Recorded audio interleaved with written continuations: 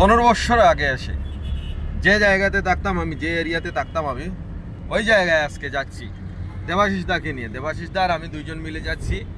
15 বছর আগে আমি কলকাতাতে 3 বছর থেকেছিলাম। যে এরিয়াতে থাকতাম আমি, চিনার পার্কের গুড়ায়, ওইখানে আমি যাচ্ছি আজকে দেবাশিস দাকে নিয়ে। আমরা দুইজন এখন গাড়িতে আছি, গাড়িতে এসে বসে গল্প করে করে যাচ্ছি। আর ওইখানে গিয়ে আজকে ওরা আমাকে চিনবে কি না ওইটা আমার কনফিউশন। 15 বছর আগে তো আমার চেহারা অন্যরকম ছিল, আর এখন অন্যরকম হয়ে গিয়েছে।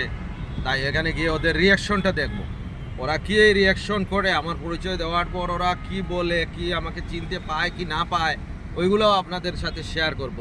পাশে থাকবেন, সাথে থাকবেন। আচ্ছা দাদা, আমরা যে যাচ্ছি ওরা আমাদেরকে চিনতে পারবে?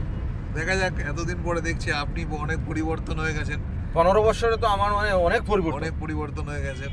তার সেই মানুষগুলো পরিবর্তন হয়েছে, মানুষগুলো পরিবর্তন হয়েছে, আর পুরানো মানুষগুলো আছে কি না এটাই যে জানি না। খুঁজে বের কোনো যোগাযোগ নেই 15 বছর থেকে। দেখা যাক 15 বছর আগের মানুষগুলোকে খুঁজে পাওয়া যায় কিনা। তাহলে ভিউয়ার্স সাথে থাকবেন, দেখি ওরা 15 বছর আগের লোকগুলা কে কে আছে আর কে কে নেই, আর আমাকে ওরা চিনতে পারে কি না। পাশে থাকবেন, সাথে থাকবেন। ওয়েস্ট বেঙ্গল কলকাতাতে এসে দেবাশিস দাকে নিয়ে এই ঘুরতেছি। আমার 20 বছর আগে, 15 বছর আগে যে যে জায়গাগুলোতে আমি আসতাম, ঘুরতাম, ওই জায়গাতে আমি এসেছি। এই বিদ্যুৎ ভবন, সল্ট লেক, কলকাতার। এখানে আমরা দুইজন, এই বিদ্যুৎ ভবনটা ওইটা হচ্ছে বিদ্যুৎ ভবন। আপনাদের এইটা জুম করে দেখাই একটু। মেট্রো স্টেশন এরপরে মেট্রো স্টেশনের পরে হচ্ছে পরেই হচ্ছে বিদ্যুৎ ভবন। এই মেট্রো স্টেশনটার পরেই বিদ্যুৎ ভবন, মেট্রো স্টেশনের পরে।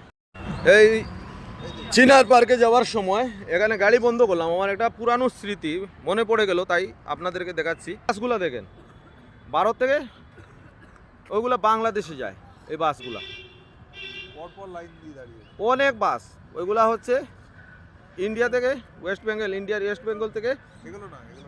ওইটা না ওই যে এই বাসগুলা, ওই বাসগুলা আমি চলে যেতাম যদি আমার কাছে পাসপোর্ট থাকতো আর ভিসা থাকতো, তাহলে দেবাশিস দা আর আমি চলে যেতাম। ওই বাসগুলা কিন্তু সরাসরি কলকাতা থেকে ঢাকাতে চলে যায়। কোনটা? করুণাময়ী বাস স্ট্যান্ড। এটা আমরা যেখানে দাঁড়িয়ে আছি ওইখানে, এটা কি করুণাময়ী বাস স্ট্যান্ড। আর ওই বাসগুলো গিয়ে যায় কোথায়? এগুলো বাংলাদেশ। ওইগুলা মানে না, বাংলাদেশের কোন জায়গায় গেট স্টপেজ দাদা? আমারও মনে হয় ঢাকায় যাবে। কলকাতা আন্তর্জাতিক, ঢাকা একদম কলকাতা। আমি ওই যে ভিডিও করতে গিয়ে পড়তে পারতেছি না কি লেখা, আমি লেখাটা দেখিয়ে দিই আপনাদেরকে। একদম ঢাকায় চলে যাবে। আমার কাছে যদি ভিসা পাসপোর্ট থাকতো তাহলে আমি চলে যেতাম সরাসরি। ওর আমরা সোজা চিনার পার্কে চলে যাব। পুরনো জায়গায় আমার পুরানো জায়গা দেখে আসবে, যে জায়গাতে আমার বাড়িঘরের মধ্যে থাকতাম আমি আগে, ওই জায়গা যাই। দেখি ওদের রিয়াকশন কি, আমাকে দেখে ওরা কি রিয়াকশন দেয় না দেয়, দেখাবো আপনাদেরকে দেখাবো। আপনারা সাথে থাকবেন। অবশেষে আমি যে 15 বছর আগে যে করে থাকতাম, আমার বৌদিকে পেয়ে গেলাম। উনি অন্তত 10 মিনিট আমি মানে পরে আমাকে চিনতে পেরেছেন। এতটুকু আমার চেহারা চেঞ্জ হয়ে গিয়েছে যে উনি প্রথমে আমাকে চিনতে পারতেছিলেন না। অনেকক্ষণ পরে আচ্ছা, না আমাকে এখন থেকে পুরানো কথাটা ইয়াদ হচ্ছে যে আমি এখানে। আপনার কিরকম লাগতেছে এখন? আমি এখন তো আপনিও চেঞ্জ হয়ে গেছেন, আমিও চেঞ্জ হয়ে গেছি, কিন্তু মুখ টুক দেখে কি কারো কিছু বোঝা যাচ্ছে, মুখ দেখে বোঝা যাচ্ছে না, পুরানো কথাগুলো মিলে যাচ্ছে। হ্যাঁ, মিলে যাচ্ছে। আর ওই যে ওনার নাতিগুলা, ওইগুলা ছিল না, ছেলেগুলা তখন বিয়া শাদী হয় নাই, নাতিগুলা কত বড় বড় হয়ে গেছে দেখো। আমার ছেলেরা এর থেকে একটু বড় ছেলে তখন, তাই না?